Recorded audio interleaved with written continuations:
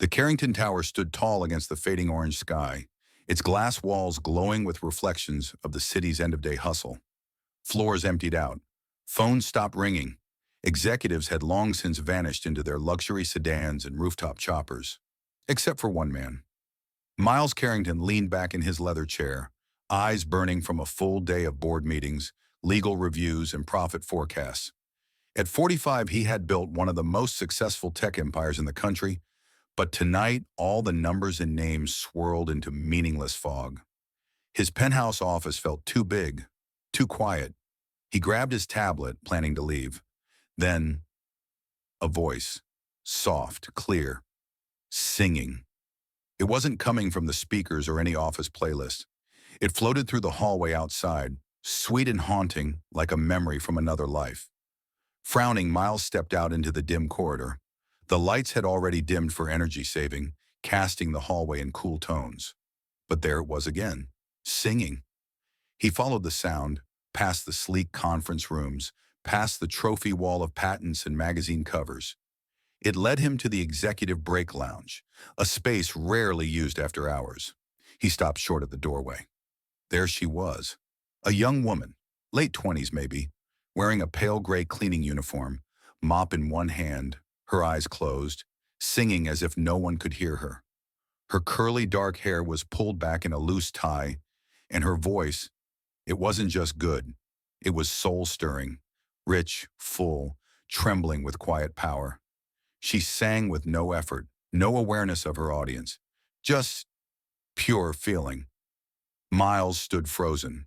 For a man who closed billion-dollar deals without blinking, he suddenly couldn't breathe. The final note floated into silence. The woman opened her eyes slowly and jumped when she saw him. "Oh my God!" she exclaimed, dropping her mop. I'm sorry. I didn't know anyone was still here, Mr. Carrington. I mean, sir, I mean..." He held up a hand gently, still dazed. "Don't stop." She blinked. "Excuse me? Your voice. What was that song?" The woman flushed, brushing a curl from her face. "Just something I wrote. I sing when I clean sometimes. It helps me feel less invisible." Miles stepped into the room. "What's your name?" She hesitated. "Jenna. Jenna Ruiz." "Jenna," he repeated like the name had a rhythm of its own. "You have a gift." She laughed nervously. "Well, thank you, sir, but I don't think the carpets care." "I do," he said simply, "and I'd like to hear more." Her smile faded a bit. "Mr. Carrington, if this is a joke..." "It's not." He meant it. Deep in his chest, something had shifted. A voice like that didn't just belong to a break room, and neither did she. But what Jenna didn't know, what he didn't even know yet, was that her voice wasn't just music. It was a thread, and pulling on it would unravel everything. Jenna Ruiz didn't sleep that night. After her accidental performance, Miles Carrington had offered her something she couldn't wrap her head around, the chance to sing at a private investor dinner being hosted at the Tower that Friday. No pressure, he'd said, just one song, no cameras, just a few ears. She thought about declining. She wasn't ready. But the truth was, she wasn't ready for anything in her life. Rent overdue, her sister's medical bills piling up, dreams stuffed in notebooks under her bed. So she said yes. Friday arrived faster than she liked. A sleek assistant named Dana delivered a fitted dress to her small apartment in Queens and arranged for a private car to bring her back to the Tower. Jenna had never even touched fabric like this. She kept checking the seams, convinced she'd break it. The dinner was held in a glass atrium at the top of Carrington Tower. Jenna stood just beyond the stage setup, behind a curtain, heart pounding. She peeked out. The room glittered with billionaires, tech elites, senators. Wine poured like water. Everyone looked polished, like they belonged in a different dimension. She nearly turned and ran. But then her eyes found Miles, at the center table, looking calm, confident. He saw her and nodded. She stepped out onto the stage. Her hands trembled. The mic felt like ice. For a second, she couldn't remember the first note. Then she closed her eyes and sang. It wasn't perfect. It wasn't studio polished or pop star rehearsed. But it was real. The room went still. Even the servers stopped mid-pour. Her voice rose and broke and healed and soared. It told a story, her story, of being unseen, unheard, but not unmoved. When the final note faded, the room didn't applaud. They stood. Every guest, Miles included. The applause that followed shook the glass panels. Jenna's cheeks flushed hot. She bowed once and fled backstage, gasping. Miles followed moments later. "You did it," he said. She blinked at him, breathless. "I don't understand what's happening." He smiled. "What's happening is, I want to fund your first EP." "What?" "You write your own songs. You have raw talent. I want to produce your debut album. Studio, manager, everything. No strings." "No strings?" she asked, almost in a whisper. But he hesitated. Just a flicker, because there was one string, and it was about to unravel everything. Jenna sat across from a record producer the following Monday, still trying to process it all. Miles had arranged a meeting with a major label he partially owned. Not in a creepy, controlling way, but in a, here's my Rolodex, use it way. She felt like she was floating, but something tugged at her. Something didn't add up. Why her? Why now? Back at the tower that evening, she knocked on his office door. He answered, shirt sleeves rolled up, tie loosened. Casual Miles, not CEO Miles. "I've been thinking," she said carefully. "Why me?" He tilted his head. "I told you, you're talented, and I believe in elevating real voices." "No, I mean, this fast? This much? It feels like there's more to the story." Miles paused, then stood and walked to the window.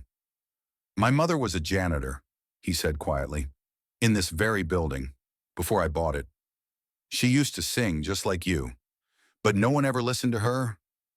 Jenna's chest tightened. "She passed away before I made it big," he continued. "She never saw this tower change, never saw me become anything. So when I heard you, I heard her." Jenna sat down slowly. "I'm not trying to control you, Jenna. I'm trying to honor someone I lost." She nodded, swallowing hard. "That's beautiful." He turned. "But there is one thing." Her breath hitched. "What?" "I want you to keep working at the tower. Not as a cleaner," he added quickly, "but in-house talent. Every Friday. Staff lounge, investor events. Just bring music here." She smiled. "So you want me to be the tower's playlist?" "I want you to be its heartbeat," he said. And for a while, that's exactly what she was. But then one night, weeks later, after her first EP dropped and her name began buzzing in small industry circles, she arrived at the tower and found her keycard disabled. Security let her in manually. System glitch, they said, but she knew better. And what she found upstairs wasn't just a glitch. It was sabotage, and it had a name. The elevator dinged softly as Jenna stepped onto the executive floor of Carrington Tower, heart pounding harder with each step. Something felt wrong. The lights were on, but too many doors were closed. Her usual greeting from Dana, Miles' assistant, never came. In fact, Dana's desk was empty. Jenna continued down the hallway toward Miles's office, only to stop cold. The glass door was ajar, and voices were coming from inside. Jenna knew she shouldn't listen, but something in her gut told her she needed to. She edged closer, just enough to hear. "I warned you not to get too attached," a voice snapped. Not Miles. "I didn't plan to," Miles said, "but she's not what you think, Evelyn. She's a cleaning woman with a pretty voice." The woman, Evelyn, replied icily. "Don't mistake sentiment for strategy." "She's more than that," Miles said, voice rising. "And I don't care what your report says. Jenna's honest. Her record is clean." Jenna felt the blood drain from her face. Her record? "Don't be naive," Evelyn said. "This project was meant to humanize your brand, nothing more. The board signed off on it because of the optics. Rags to riches sells, but you're letting it become personal." Silence. "I'm pulling the plug," Evelyn said. "If she walks away quietly, she keeps the publishing deal. If not, we dig deeper." "You can't do that," Miles said, his voice like steel. "I already did." Jenna backed away slowly, her breath shallow. She didn't even realize she was crying until the elevator doors closed behind her. It was all a plan? All this time? Was she just a marketing tool? And worse, did Miles know? Jenna didn't show up the next morning, or the next. Her phone buzzed constantly. Calls from Miles, messages from Dana, even a voicemail from the label asking if everything was okay. But she couldn't bring herself to answer. She needed space, clarity. It wasn't just about music anymore. It was about trust.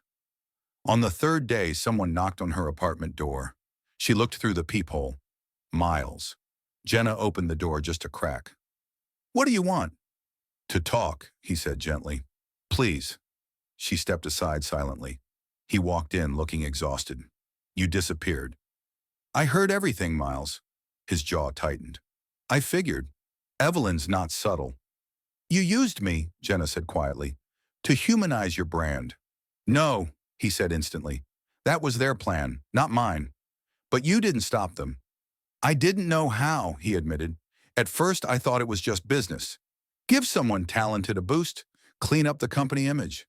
But then I met you, and you changed everything." She shook her head. "It still started as a lie." Miles stepped closer. "You're right. But what came after, that wasn't a lie. I listened to your EP on repeat, Jenna. Every word. And it made me feel something I hadn't felt in years." Her eyes welled again, but not from anger this time, from confusion. "I need you to believe me," he said, "because I've called the board. I'm shutting down the whole campaign, walking away from the deal." Her breath caught. "What?" "They threatened to pull my funding. I told them to do it." "Why would you?" "Because I choose you," he said, voice breaking. "The real you. Not the cleaner, not the singer. You."